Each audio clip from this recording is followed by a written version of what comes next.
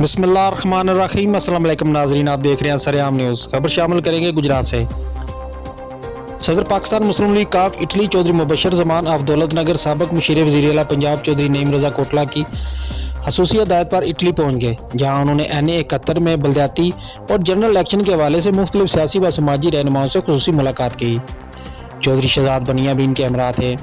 چوہدری مبشر زمان کو این 71 کی سیاسی و سماجی شخصیات نے بلدیاتی الیکشن اور جنرل الیکشن میں چوہدری موسیٰ لائی کی کامیابی کے لیے اپنی واحد کی بھرپور یقین دہانی کروائی۔ بعد ازاں صدر مسلم لیگ کاف اٹلی چوہدری مبشر زمان دولت نگر اور چوہدری شہزاد بنیا نے صدر Minhaj dialogue forum Italy Tahir Mahmood کے والد مرحوم کی پہلی برسی میں بھی شرکت کی اور دعائے مغفرت کی۔